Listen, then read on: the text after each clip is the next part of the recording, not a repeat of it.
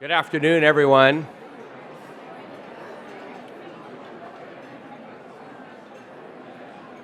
If I could have your attention, please.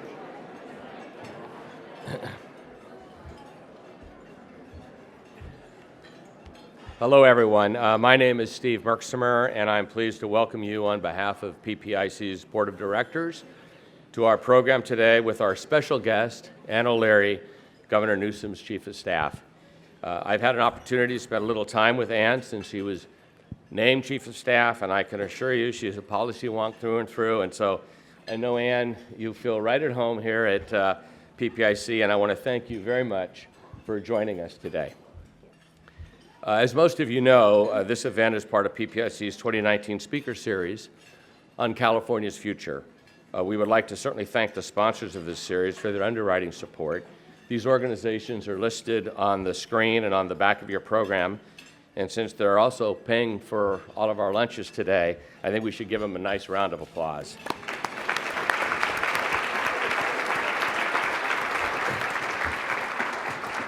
Thank you. Our speaker series is also funded by PPIC's Donor Circle and the PPIC Corporate Circle, which are groups of individuals and organizations that provide generous support to PPIC. Without their help, we just couldn't do what we do. We hope some of you who are not already supporting PPIC consider joining us as a sponsor or donor so that we can continue to make programs like today's possible and ensure that they remain free and open to the public in person and online. So before we begin, just a couple of very quick housekeeping items. First of all, PPIC always tries to improve these events here in Sacramento, and so later today you will all receive an email with a short survey, and we ask that you please take a few moments to let us know what you think of today's event. And secondly and finally and most importantly, everybody please silence your cell phone. We very much appreciate that.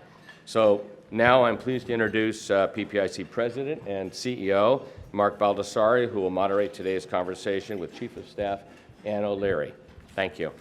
Thank you.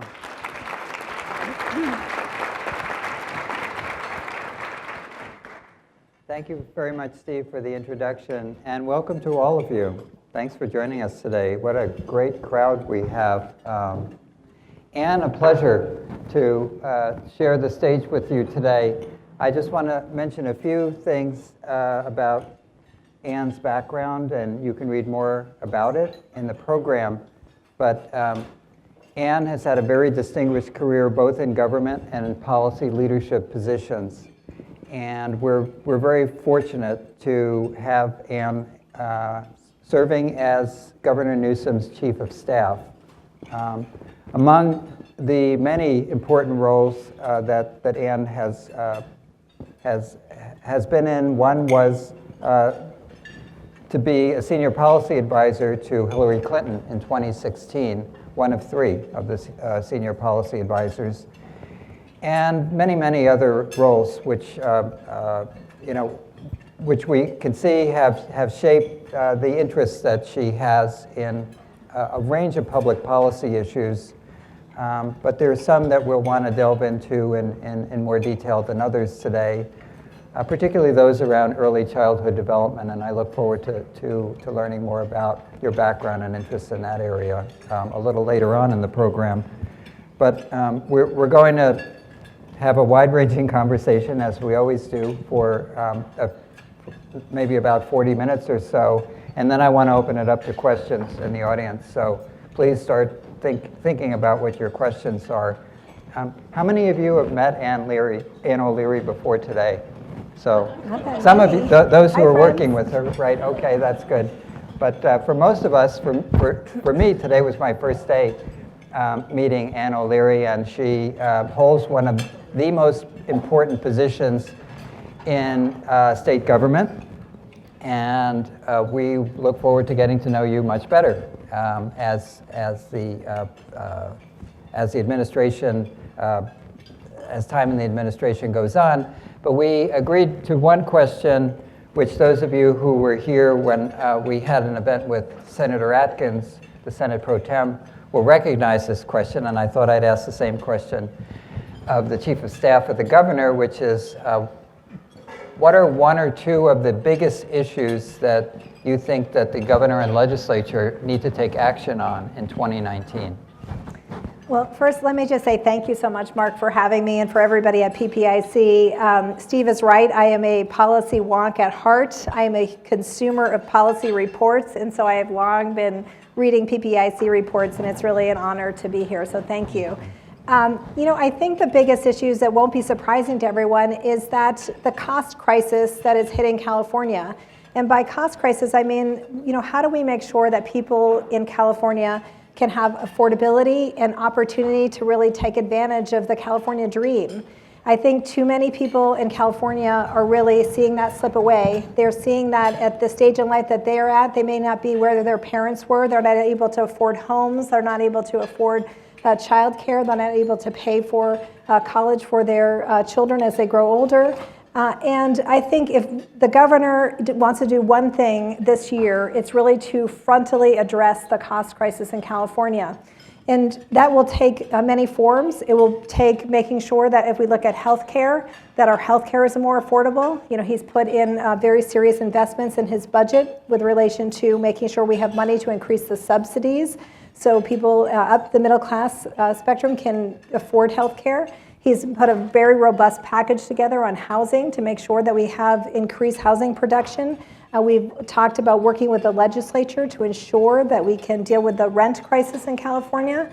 And we have probably the most robust package on education that we've seen in many years in terms of everything from early cradle to career, as we like to say. So I think that's the biggest issue that we're dealing with.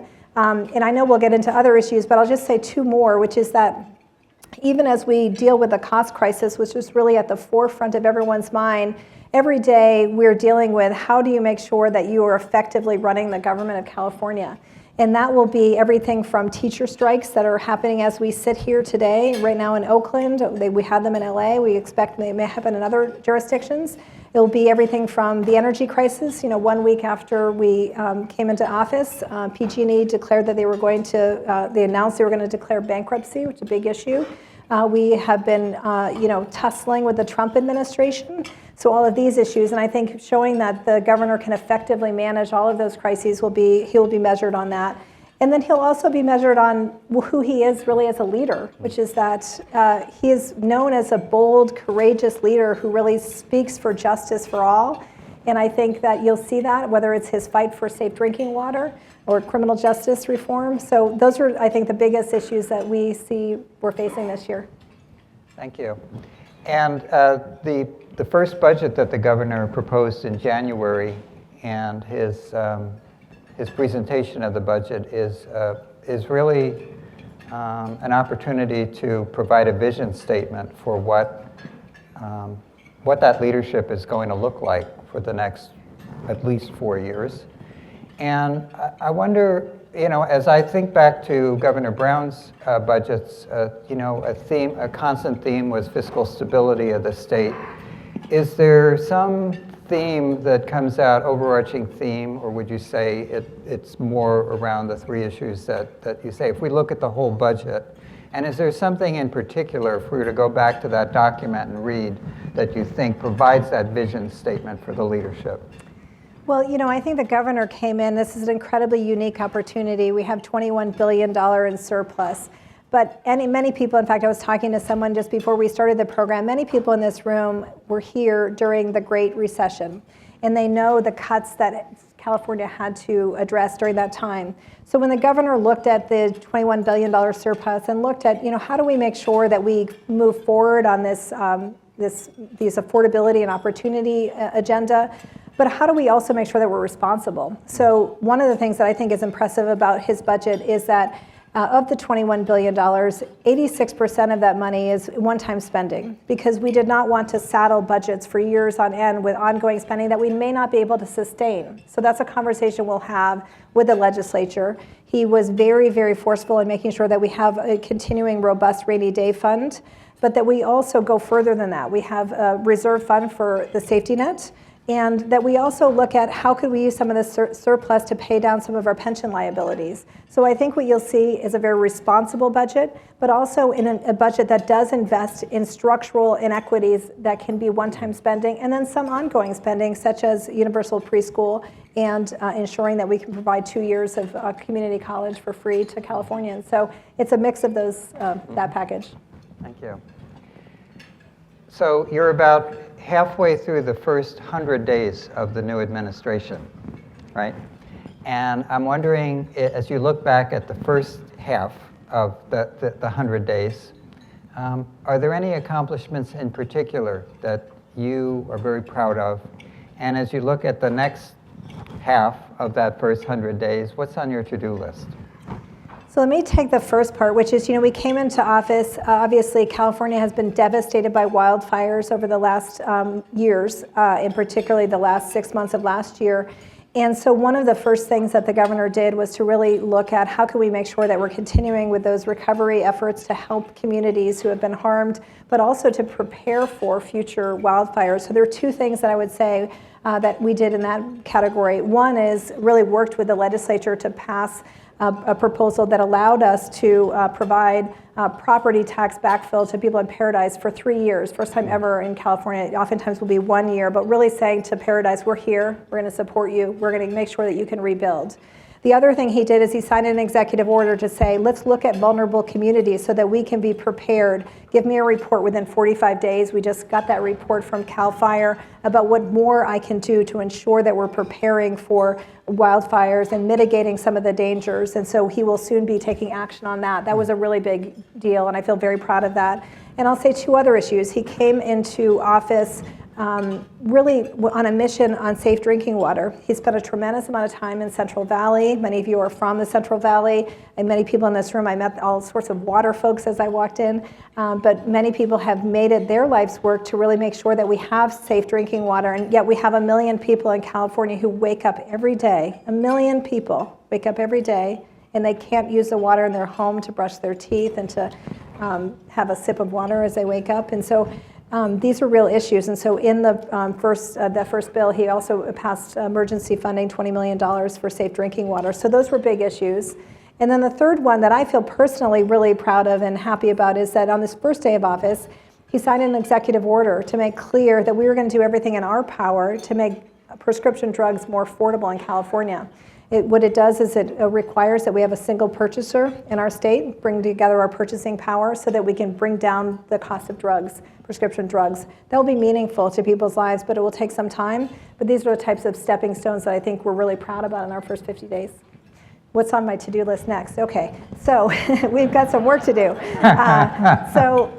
I've mentioned a lot of it, but I think, one of the things that's most urgently on my to-do list is the issue of how are we dealing with what's happening so that we can continue to have safe and reliable power in California? How do we make sure that we do that while we keep up with our clean energy goals? We obviously have PG&E in bankruptcy, but in addition to that, our two other utilities in California, Sempra and Southern Edison, have been downgraded, or I guess San Diego Gas and Electric was downgraded, and Southern Edison. We're very mindful of that. The governor said in his State of the State that over the next 60 days, we're really going to work to put a roadmap together. How do we use every single leverage that we can to make sure that we can continue with safe and reliable power sources? So I'm spending a lot of my time thinking about that, working on that, and that's so critical for what we're doing. But that's not, that's one issue while we're also dealing with the issues of wildfires and the affordability and opportunity agenda. So those are some of the biggest issues on my desk today. So when you looked at that list of vulnerable communities, what comes to mind? I mean, how much at risk are Californians? I mean, I think it's fascinating to see that the most devastating fires in the history of California. Most of I think 6 of them have happened in the last 5 or 6 years. So it really is something that like nothing we've seen before. And the governor talks about it. I have not personally gone up to Paradise yet, but the governor's gone up numerous times. And he says it's like nothing you can possibly imagine. Mm-hmm. And so when you have an entire community devastated like that, you really have to do everything you can. We know that we're going to continue to have the climate issues. We obviously, people are, happily taking advantage of the snowpack in Tahoe. But what that means is that we imagine that there's going to be, serious issues of flooding. We have burn scars where the water will also, cause potential issues. And we've got issues where our fire season is just so much longer, which means that the time in which you can actually do forest management is much shorter. And so we're really looking at how can we deal with some of those issues. We've got this full report. You'll soon see the report will be released, and the governor will take immediate action to ensure that we can move forward. The other thing that we did, however, that I'm proud about, and I want to just say that one of the things that I'll talk a little bit more about is that I'm just very proud of the team we put together in the governor's office. Daniel Zingali is here, and Jason Elliott, both of whom are working with me on this particular issue. And I mentioned Daniel because one of the things that we did is we looked at who have had the most effective public campaigns in California. The California Endowment has just done a great job, so we stole some of their people, including Daniel. And one of the things we're doing on this issue is to recognize that when you have the idea of a wildfire, oftentimes you think it's not going to come to my community, or the flood's not going to come to my neighborhood, or the mudslide's not going to come to my neighborhood. We need to make sure that we're doing a lot more in terms of public awareness and education so that people can help one another. Because the fact of the matter is that our first responders will do a lot, but it's neighbor to neighbor, community to community help that we know actually makes the biggest difference when we have an environment like that. So we put $50 million in the budget to have a massive public education campaign. We're working with our Office of Emergency Services to be able to work on that. So those are the types of issues I think will be really meaningful and important to people. The PG&E bankruptcy is an incredibly complicated issue, and I don't anticipate that you have all the answers now. And I know that you're very involved in working on it, and a lot of other smart people are very involved in working on it. But if you could give us a sense, at least, of what some of the principles are that you think about, how you're going to deal with this issue, and how it can be resolved in a way that's satisfactory to all the different parties involved. Yeah. Well, let me just try to lay out what the problem is a little bit. So, what we have massive wildfires coming. And so the massive wildfires are sometimes caused by utilities and sometimes not. So we saw this very, very frontally in the last couple of months where we saw the Tubbs fire in Sonoma and Napa. The indication from CAL FIRE was that, in fact, wasn't caused, their report, it was not caused by the utilities, was a private residential home. Obviously, the winds are so high, the sparks are happening so fast, but it happened on a private property. Now, you take a comparison, we don't yet know the conclusion of the Camp Fire. There's some indication it could be utilities, we don't yet know that. But what we do know is that at the end of the day, you have to think about how are we paying for these and who's paying for these fires. And so if you have home insurance, then the first line of defense is you're insured. Many people are underinsured, many people are uninsured. The next line of defense is even if you're insured, whose fault is it? Is it the fault of the utilities? Is it someone else's fault? If it's the fault of the utilities, even if they cause any indication that they had some causal relationship with it, in California, it's called strict liability, inverse condemnation. What it means is that no matter what, the utilities will be having to pay for this. And so that means the ratepayers can be impacted. The California legislature obviously did work on that with SB 901 to really determine whether or not there's any push and pull in terms of how that is impacted. But they dealt with some fires in the past, not all fires. And so in the end of the day, who's going to pay for these fires? Taxpayers or ratepayers? And how do you make that fair? So what we're dealing with right now is we've got a bankruptcy court that's dealing with PG&E. We've got a federal court in Northern California that's dealing with criminal liability from PG&E's gas explosion. And that has turned into Judge Alsop, who's the federal judge in the Northern District, looking at it and saying, first of all, that you have not taken the safety measures and precautions that you should have taken, and we needed to go further. So we've got a federal court, we've got the bankruptcy court, and then we have questions about what should the governors do, what should the legislature do. So over the next 60 days, what we really need to do is to have a roadmap to think about how do we go forward in a way that allows us to have sustainability going into the future. How do we actually have a sustainable future that allows the regulatory framework and the insurance framework that was really created in a day before we had these types of climate dangers, and make it fair to everyone. And that's the premise of the question we're dealing with. We'll have a lot more to say about it as we develop this roadmap, but these are not easy questions, and they've been decades in the making in terms of how hard it is. But within 60 days, you expect there'll be some... Yes, well, I'm Yeah. going to solve it within 60 days. Okay. No, within 60 days, Okay. we've hired a lot of smart people. First of all, Yeah. we have an incredibly smart team in our office. We've got Ann Patterson on our legal team. We've got Alice Reynolds on our energy policy team. We've got Ana Montesantos at the table, and we've hired some bankruptcy lawyers. We've hired some experts from Guggenheim to help us with energy policy and financial issues. So we are trying to work really closely together. And I want to set expectations. In the next 60 days, it really is a roadmap of how are we going to move forward, and how are we going to ensure that we can protect wildfire victims, that we can protect employees who are out there every day trying to make sure we're safe, who work for PG&E, but that we can make sure fundamentally that we have safe and affordable power, and that we're meeting our clean energy goals. A lot of people are worried that we're going to take a step backwards here. Obviously, our utilities are critical players in making sure we meet our clean energy goals. So that's what we're dealing with, and it's going to take all of us. It's a hard problem to solve, and you can't do it alone. In the category of hard problems to solve and things that won't be done in 60 days, but they're very important, and they are things that the governor referred to in his State of the State address.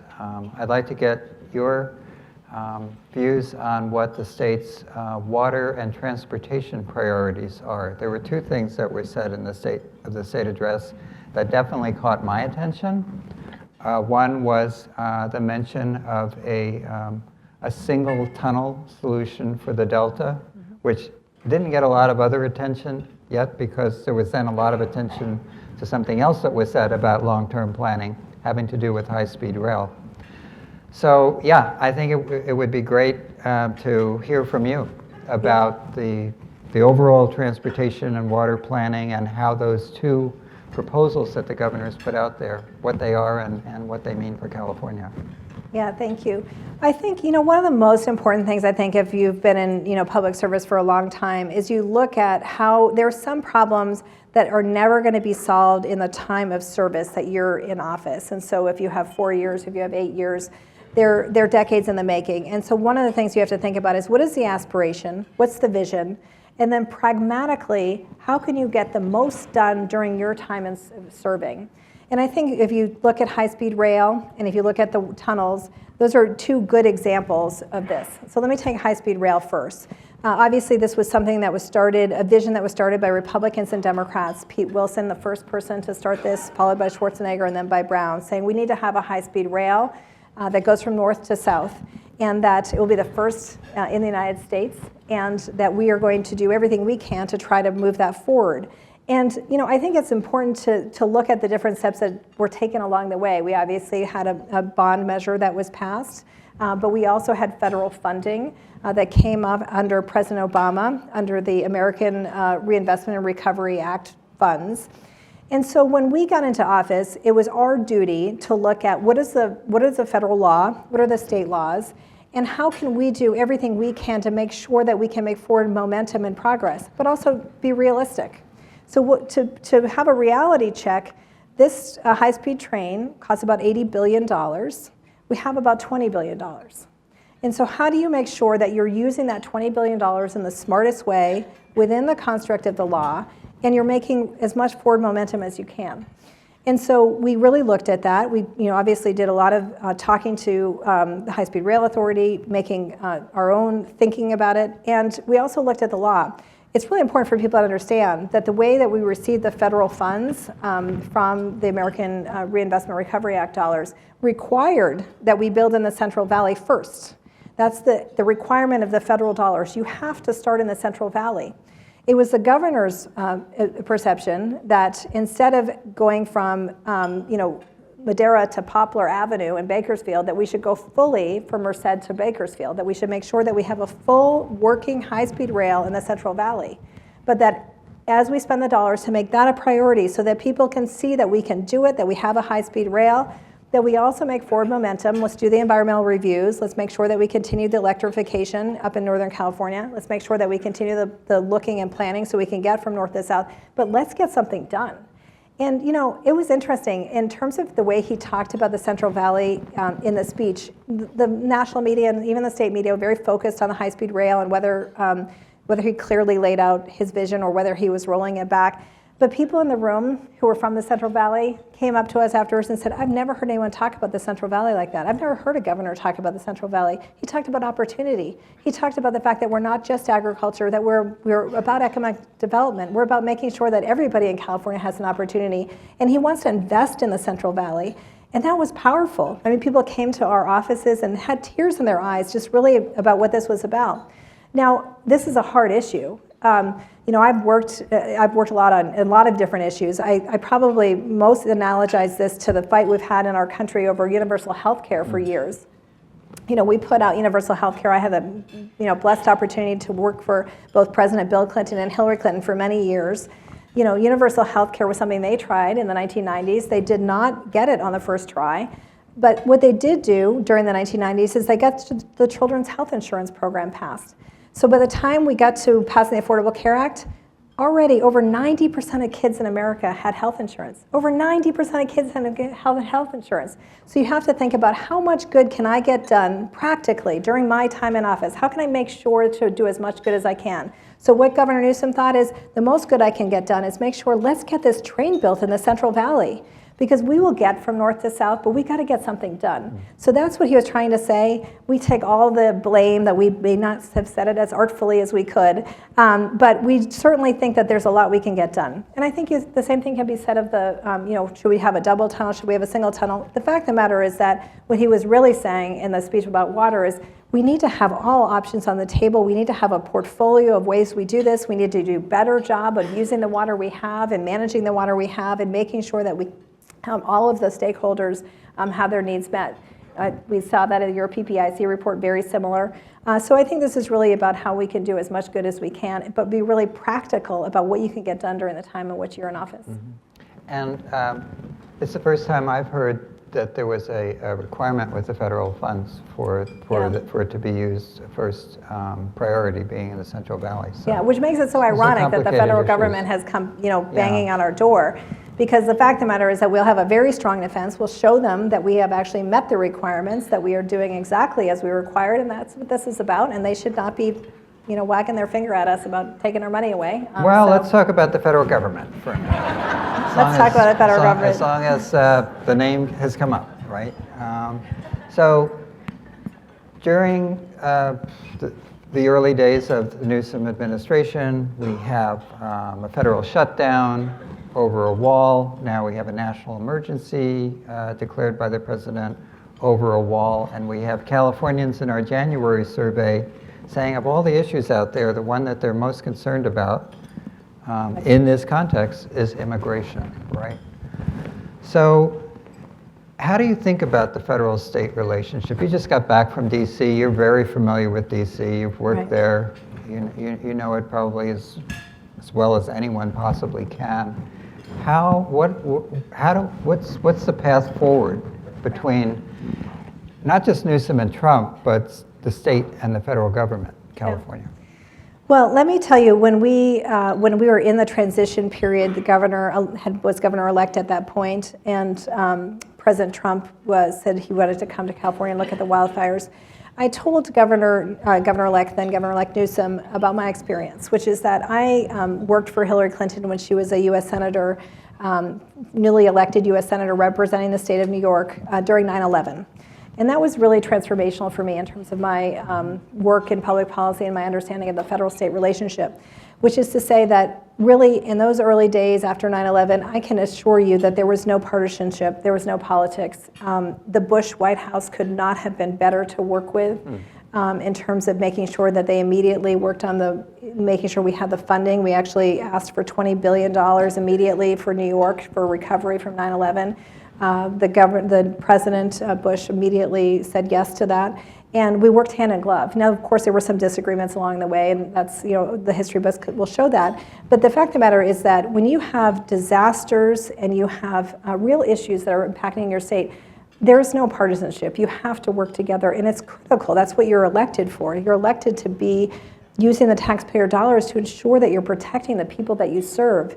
And so I think it was very powerful that President Trump came here. And the governor has thanked him. I thank him. I thank the people who are serving with him, that they came, they saw paradise, they went down and saw Malibu, they saw what we were experiencing. And we're incredibly appreciative of the emergency declarations that allow the FEMA dollars to flow here. It's not going to be easy because we have some differences you might have read about. So, I've read about them. The fact of the matter is that when it comes to those issues, you have to do everything you can to work together. And so we actually just got back yesterday. The governor's on his way back now from Washington, where we went to the National Governors Association meeting. But while we were in Washington, we also, the governor held meetings with cabinet secretaries, with Secretary Nielsen from Homeland Security, Secretary Perry from Energy, the Secretary of Interior, to really talk about these issues. We met with the FEMA director because we really want to make sure that we are working with them on these issues. Now that said, there are fundamental disagreements that we also have to stand up for. And we have to say that this is not right, this is not okay. There's a Constitution, and we're going to follow the Constitution. And if you look at the national, I'm going to say national emergency in quotes, it is not only not a national emergency, but it's absolutely unconstitutional what he did with regard to threatening to take away federal funds that were appropriated by Congress under their Article 1 powers. So we are going to stand up and we're going to say no when he is trying to act unconstitutionally without using any power granted to him under the Constitution of the United States. The answer is no. And we're going to stand up because this is California's money. It was determined by Congress that it's California's money, and we're not going to let that stand. And there are also going to be other issues that fundamentally we disagree on in terms of who we are as people. I think if you look at the issue, let me give two issues, which is one, we're about to do another lawsuit, which you'll soon read about in California, related to their withdrawal of the Title X monies for family planning services, which is to say that they are now making it saying that there's a gag rule, which is that if you accept Title X money and provide family planning services, that you will not be able to tell somebody where to get an abortion if they ask you. That's unconstitutional. That's not okay, and we're going to fight that too. So there are certain fundamental rights that we're not going to stand by and say you can go forward with. And we're also going to say that there's some things that are just wrong. So if you look at the immigration issue, the governor does not believe in open borders. He believes that we need to have, borders, and we have a very strong economic relationship with Mexico. People flow in and out of our state and Mexico every day having economic transactions, but we need to have a check on that process. But we also need to make sure that when people are coming and they're in the care of our state, that we don't turn the other cheek. And so that's why in his transition, he went down to see the migrant center that's been put together by the NGO community. And he said, how can I help? How can the state do more here? How can we make sure that when people come and have trekked miles because they've come from countries where there's economic devastation, there's tremendous violence, how can we make sure that we're welcoming them, that we're checking on their health, that we're making sure that they get to where they're going in a smart way, and obviously work with the immigration officials to ensure that it's done legally. But we're going to make sure that we treat people with respect and dignity and care. So these are differences of opinion, and it's going to be a needle we have to thread, but we're going to do our best. And good that you were there this week and had a chance to state your positions and your needs and make those relationships work for California. Yeah. I learned a long time ago from Marian Wright Edelman, who is the head of the Children's Defense Fund, who once told me, she came out to see me one time, and I said, Marian, why did you fly all the way out here? And she said, I always think you have to show up for people, and if you show up for people and you have face-to-face relationships, you're going to get a lot more done. And I think that's true in terms of going to Washington and showing up and saying, let's get away from the tweets, let's get away from the partisanship, let's look at each other and figure out how we can work together. Yeah, good. Well, let's talk about the idea of cradle to career, which is talk about bold statements.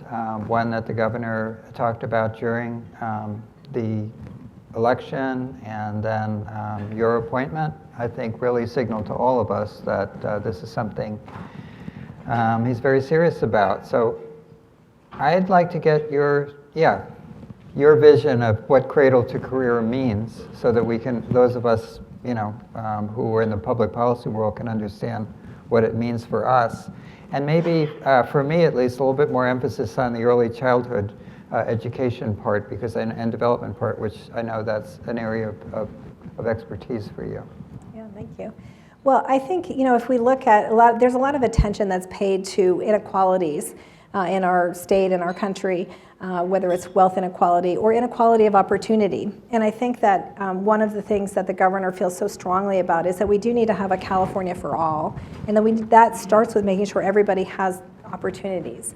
And one of the things I think is interesting is we've had since the 90s was when the science really came out about the brain and about the fact that we know that the earliest years there's rapid growth in early childhood in terms of brain development, and that caregivers, particularly parents, have a very important role to play in terms of helping their children with brain development and language development. And yet, we also know that there's just incredible gaps and opportunities, both in terms of even having that understanding of that knowledge, which is that highly educated people know that when you read and talk and sing to your babies, that it's really actually part of their early learning. And people who are lower income have much less knowledge of that.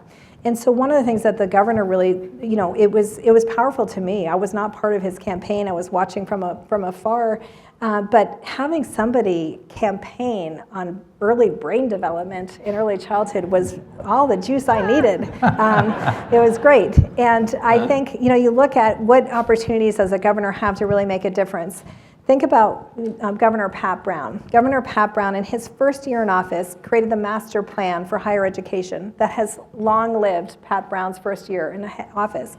Governor Newsom wants to have the same transformation on early childhood and see really what can we do in early childhood to have the type of infrastructure that will last long beyond Governor Newsom's term. In order to do that, he really said, let's think about, first of all, how can we fix some of the structural problems, and how can we also make sure that we're setting this up for the future? So just quickly, spending on one-time funding, one of the things that many people don't know is that in California, kindergarten's not required. You don't have to send your children to kindergarten. And many districts only offer half-day kindergarten. So about 22% of 5-year-olds in California don't go to kindergarten. And so one of the things he did is said, we need to have full, and one of the reasons they don't go is they oftentimes will only go half day, and it's very hard if you're a low-income person to switch your kid in the middle of the day somewhere else. So he said, let's spend $750 million, one-time spending, to deal with this structural problem so that school districts can offer full-day kindergarten for all 5-year-olds in California. Really important step. Let's make sure that all 4-year-olds who qualify for preschool, low-income 4-year-olds, everybody should be able to go to get that opportunity, but really do it full day, because we actually know that we're not actually having the take-up we thought we'd have in California because we weren't offering full day, so let's make sure we do that. But then let's also start at the beginning. One of the things we know is that the most expensive child care is infant child care, and the best person who can help a young baby is a parent. Let's give everybody 6 months of paid parental leave so that they can start off right. And that is a big task that we're going to make sure we do. And then let's make sure that we have affordable child care in the middle. But in order to do that, let's think about really investing in $500 million in the type of investments we need to do to think about infrastructure in childcare, both workforce development and physical infrastructure. So it's a really ambitious package, but it's the type of transformational package we hope will last many, many years ahead. Biggest investments in K through 12 that we've seen in years, ramped up over many years, real focus on special education in the K through 12 years, also focusing on legislatively on the issue of charter school transparency and accountability, so we make sure that all of our public schools are held to standards of transparency and accountability. And then on higher ed, big investments in our higher education system, free community college, but more than that, making sure that students who are parents get an opportunity to be able to have a two-generation approach to learning, and making sure that we really focus on the fact that not only are we getting students to get to college, but that we're helping them complete their degrees. So you'll see a real focus on that. So all the funding and programs in the early childhood years, for those people who feel that K-12 funding, even with the additional funds, may not be adequate. And then, of course, there are all the people who are looking at the needs of the state for a highly educated workforce, feeling like we haven't made adequate investments there as well. So we're talking about not things that are going to be managed by one-time funding. Right. And so how do you think about how the state is going to be able to make those kinds of sustained investments that would have an impact on the cradle to career trajectory? Well, I say two things. One is that, one of the things we really have to acknowledge and recognize is that we do have a changing workforce and changing nature of work, changing jobs. And we need to make sure that we're training people for the types of jobs that they're going to have in the future. And so in his State of the State, he announced that he would put together a commission on the future of the workforce and work to really look at how do we marry up the work that we're doing on higher education with the work that we're doing on the workforce and make sure that we're aligned in that area. But we know that the revenue that we get in California is very volatile, obviously focused on the personal income tax and the fact that we know that higher, wealthier earners are contributing a lot more, which is great in one sense, but also means that we have a lot of volatility. And we also know that we are living under Prop 13, which means that there's a restriction on how much funding will be available for education. These are long-time issues. I think that Governor Jerry Brown did a great job in terms of Prop 30 and really pushing forward with education funding. But with the issues about tax reform and how we're dealing with these long-term issues have long been put to the side.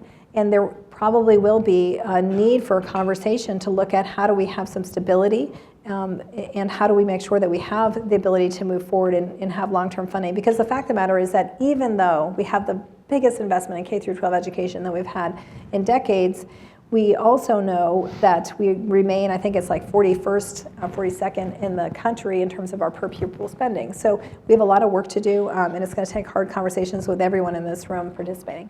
So do you see something going to the ballot in 2020 around tax reform? I know there's lots of conversations that are happening, whether it's split roll or otherwise, and I think we are, have our ear to the ground and we're thinking hard about these issues as well. So I think, it's early days, but I certainly think that there's a lot of appetite for people to think hard about these issues together.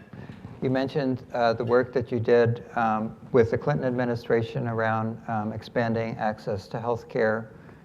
With the passage of the Affordable Care Act, California is now, let's describe the system as we have now as Medi-Cal for most, because most people are on Medi-Cal, right?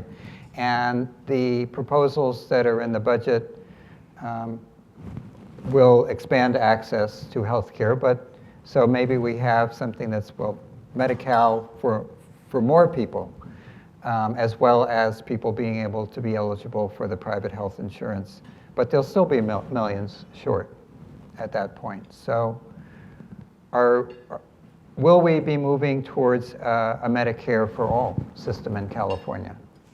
Well, the governor, I think it's important to say, ran on a message of universal health care. And so his budget really reflects that he is we will actually, if this budget passes, have the most robust universal health care plan of any state in the country, which is to say that we will move up to having people who are up to age 26, regardless of their immigration status, will be able to qualify for health care. Mm-hmm. We'll have the most robust subsidies so people can afford health care. And so we have a tremendous package on universal health care to continue to move the needle so that we can get as many people in California covered as possible. That said, we also know that people struggle, that they're underinsured, that their insurance doesn't cover everything that they need, that their costs continue to go up, that whether it's the cost of prescription drug or the cost of their insurance. And so this is an ongoing issue that we need to continue to move on. The governor believes that single payer is the vision that our country is moving towards, and he wants to be part of really thinking about how to make that work. He has mentioned it in his inauguration and State of the State. But more than that, he's really asked us and the staff to really think hard about what could we do to get ready for a potentially federal partnership. It's not possible to do single payer in California without a federal partnership because of the way that our funding is structured. But we have asked the federal government to work with us to have a waiver so that we can prepare for it, innovation waiver. But we also know that every Democratic presidential candidate who's announced so far has talked about Medicare for all. That's obviously a federal decision, but we'll do in our state what we can to prepare for that while we're frontally moving forward on both everything we can on universal health care, but also on defending the Affordable Care Act. We are still at risk of the Affordable Care Act being overturned in the Texas court case that's going on. So it's kind of a three-pronged strategy at this stage. So I want to turn over to the audience for some questions, but before I do that, if I could just get a sense from you about, because I'm sure everybody's curious about this like I am, what's it like working with Governor Newsom? And what's the work culture that you hope to create within the governor's office as the chief of staff? Thank you. So I have to say I did not know Governor Newsom very well until a few months ago. We had worked with each other primarily when I was working for Hillary, and he was helping us with the Hillary campaign. He was a terrific supporter of hers. And I had the opportunity to serve with his wife, Jen, on the KQED board, our local PBS NPR station, and that's how I get to know her. But I have been incredibly impressed, and I am, of course, I'm like, work for him. You're like, oh, of course, you're going to say that. But the fact of the matter is that you saw it. You saw it when he gave that budget presentation. That is really amazing. That was great. And I see that every day, which is he just has he has an extraordinary ability to really deeply delve into policy and into numbers, and he's very intellectually curious. And he's also like really ambitious and wants to be a problem solver and wants to get done a tremendous amount of work. So it's invigorating, it's exciting, it's wonderful. I think he hired me not only for my early childhood creds, but my reputation is generally that I truly believe in public policy as a team sport, and I try to make sure that we have as many great players on the team as possible. And so I think you'll see a governor's office that is just filled with A+ individuals who it's, first of all, I'm very proud, the most diverse governor's horseshoe staff we've ever had, the more women, more people of color than ever serving in the state of California, so very proud of that. And we have great geographic representation, and I am somebody who just deeply believes in diversity, not for the sake of checking boxes, but because I think people's life's experience and coming to the table with those life experiences make us better. We really make us better at the public policy work we do. So that's the attitude that I come with, and the one that he shares, and really excited to be part of it. Well, and I know that you spent time when you were with the law firm helping foundations as well as companies deal with workplace conduct issues. Yeah. And I wonder how you're thinking about those issues as well as work-life balance. Ooh, that's a hard one. So I would say work-life balance is, someone once told me there's no such thing as work-life balance because you can't actually balance it. You just have to fit everything in when you can. So I will say I'm really proud. I think I'm the 6th woman to be a chief of staff to the governor of California, but I'm the first woman, thank you, I'm the first woman to ever do it with school-age children, and it is super hard. So, thank you. I want to give a shout out to my co-parent and co-equal partner, the Associate Justice, Goodwin Liu, because really it takes 2 parents, or in my case, doing it. I'm very grateful that we share our co-parenting responsibility.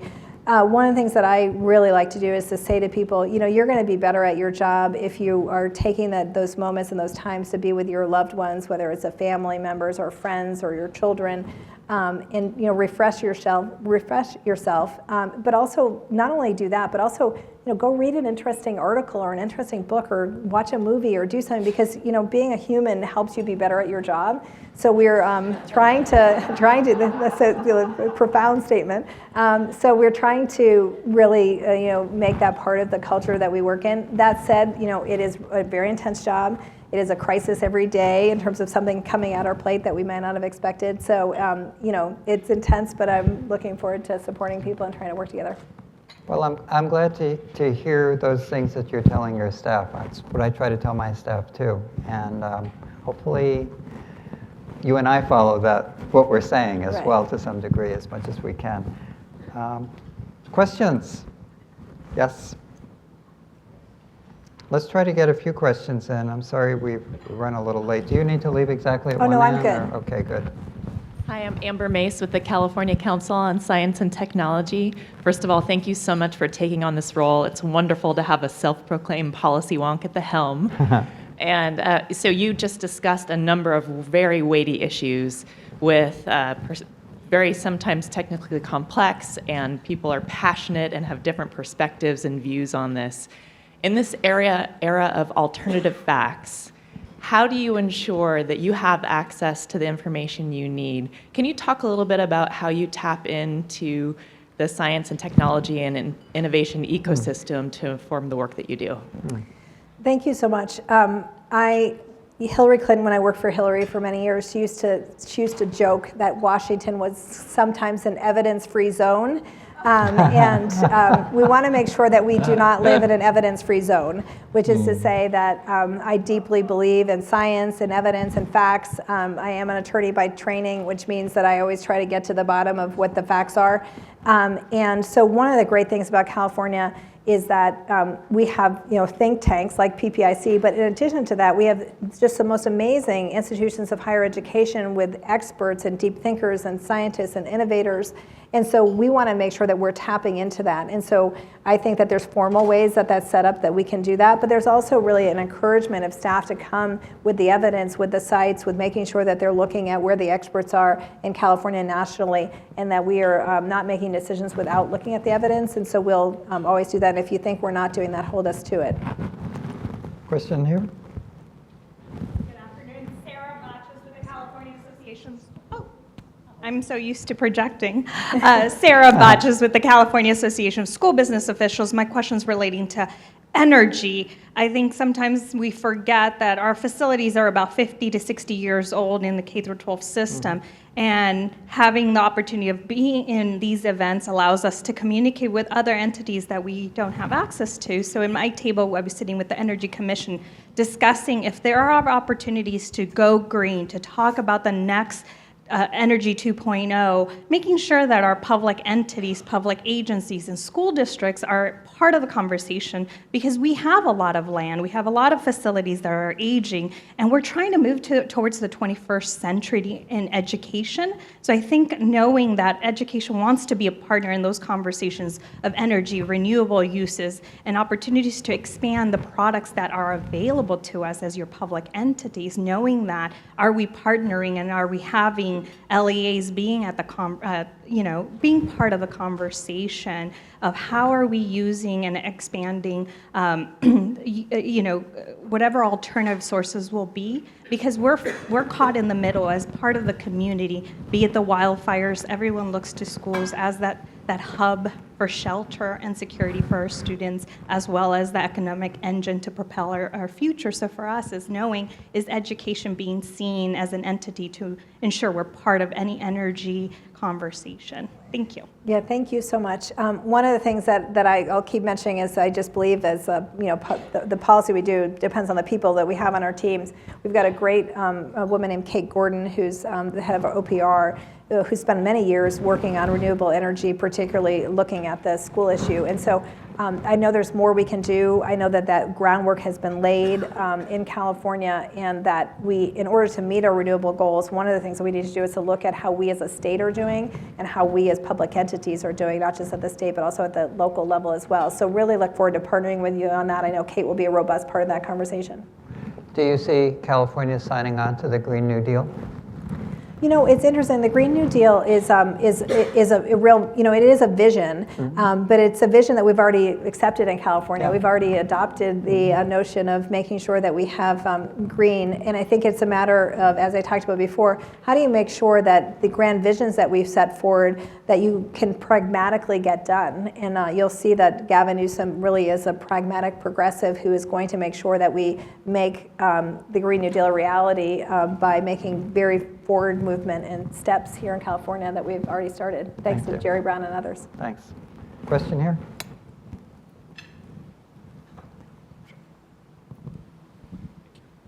Hi, good afternoon. My name is Christian Arana. I'm from the Latino Community Foundation. As you were talking, I couldn't help but think how this state was 25 years ago. How, back then we weren't talking about cradle to career, but rather cradle to immigration detention center. And that was through something called Proposition 187 with Governor Pete Wilson. Over the course of these past 25 years, the state has undergone tremendous progress. And for us at the foundation, we worry how all that progress can be quickly undone, especially if there's an undercount in the next census. Yes, thank you. My question for you is, how does this administration see its legacy on how you handled the most important census of this lifetime? Thank you. That's a really great important question. question. I'm really glad you raised that. I think people are really focused on this battle we're having with the federal government in terms of taking away funding for the various pieces that the Trump administration is looking at. There's nothing more important than the census, which is that if we don't get a good census count in California, it could mean billions of dollars in lost federal funding. It could mean that we are not democratically represented, which is meaning that we will lose seats in Congress as a result of this. And there's a real risk here. We obviously know that the question that the Trump administration has put on in terms of the citizenship question has made people very nervous about whether or not they should answer the census. Governor Brown made a very strong commitment by putting $90 million in his budget for a public education campaign. Governor Newsom said that might not be enough. Let's add $50 million more to it. So we have $140 million that we are putting in to really make sure that we can reach as many people as creatively as we can, meet them where they are, not just your traditional news sources, but go everywhere that people get their information so they know how critically important it is to fill out the census and be part of the count in California. That is going to take all of us working together. We're very happy that we've put that state money in. I know there's a number of philanthropies that have put in money. I think we need at least $200 million to be able to do the type of work we think is necessary. So we are going to have to work really closely together. I know PPIC is working on this. So thank you for that question. There's nothing more important that we could do for the people of California than make sure that we have a robust census count so that we can, we're counted and that we can qualify for the federal funds and the congressional seats we know we need. And ditto for PPIC on that. On March 25th, we'll have an event here on this. We're just trying to do everything we can to raise awareness and work with the governor and legislature on this issue and philanthropy, and appreciate hearing from you on that. And maybe just one more question, and then we'll need to go. There's a question way back here.